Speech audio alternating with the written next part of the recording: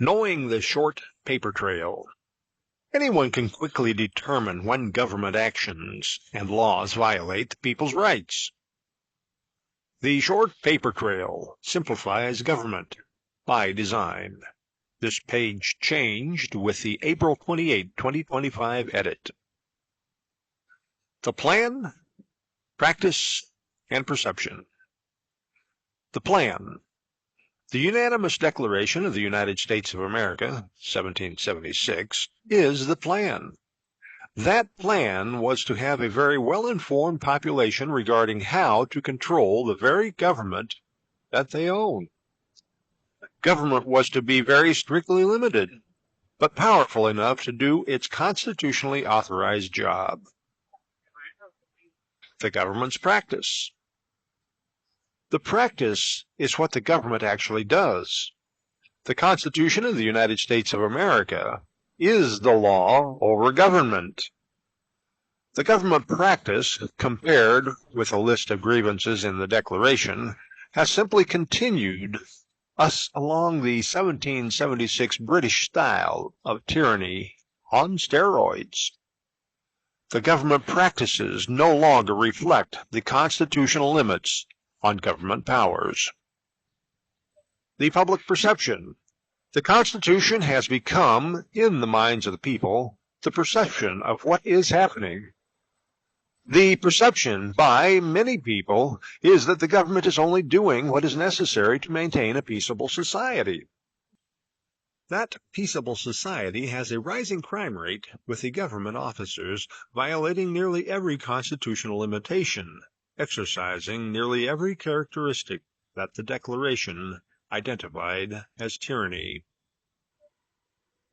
The Declaration, the Constitution, and the law. The Declaration, the Unanimous Declaration of the 13 United States of America, is the foundation upon which the Constitution is built.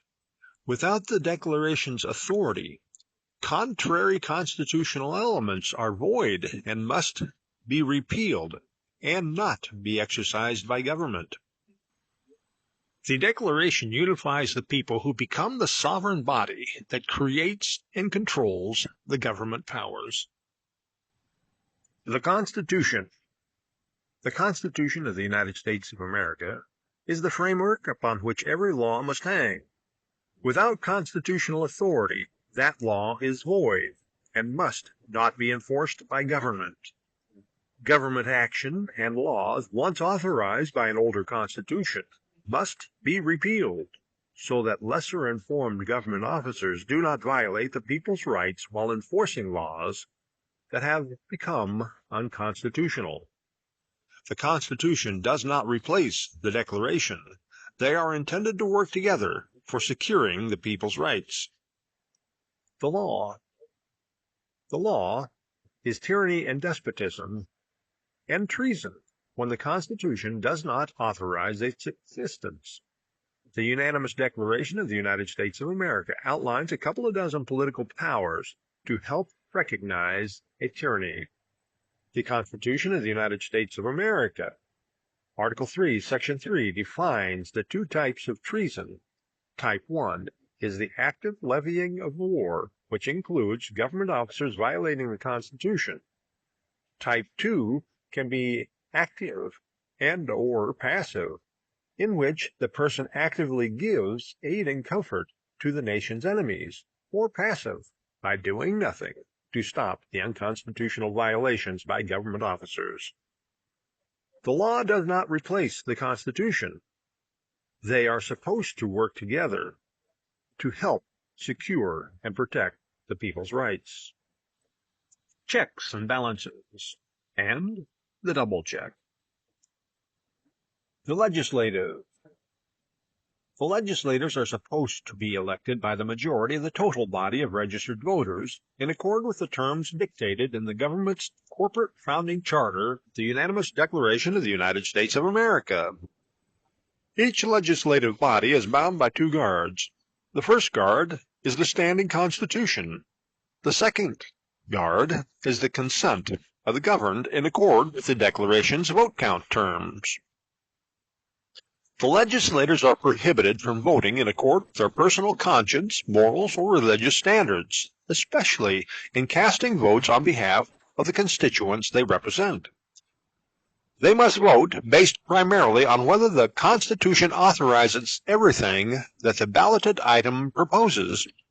Then, only if the Constitution, as per Article 6, authorizes the entirety of the balloted item, the legislative representative may vote in favor of that proposal, only if the majority of the registered voters actually authorize them to vote in favor of it. Otherwise, the representative must vote against it, or it is said that the representative no longer represents their constituent body. The executive. The chief executive officer must veto any legislative action if the Constitution does not authorize it, even if the executive officer likes the acts. If the legislative body overrides the executive veto, even though proved unconstitutional, the executive may arrest the legislators who voted to pass the unconstitutional activity. The enforcement officers, also part of the checks, must refuse to enforce any unconstitutional law or orders given by superiors, then hold them accountable for not repealing unconstitutional laws or issuing unconstitutional orders. This includes criminal prosecutions for violating the supreme law of the land, Article 6. The judicial. The prosecutors and judges must not prosecute or sentence those who violated unconstitutional government orders or laws, but instead hold those legislators, executive, and/or other judicial officers accountable for their respective constitutional violations. Thus, the purpose of Amendment 6 in the Constitution, which is to hold the other government officers accountable to the constitutional rule of law, punishable in accord with Article 3, Section 3, treason trials. And the sovereign. The sovereign authority over each respective government level and the three branches respective to each level is the majority of the total body of registered voters for that government level in question. When government officers violate the Constitution and refuse to correct and undo their injustices, the sovereign has every right and duty to remove the offenders from office and undo the harm caused. The sovereign must act as soon as verifiable harm is detected. When all government levels and branches work in accord with their respective government charters, clean, honest, and transparent government is nearly guaranteed. Up next, who owns government, and how are they supposed to control it? Governments derive their just powers from the consent of the governed, 1776. The governed by design are intended to work together as a unified body, controlling the government's powers, equally protecting each other's rights. Share to help get and keep clean, honest government. In page content.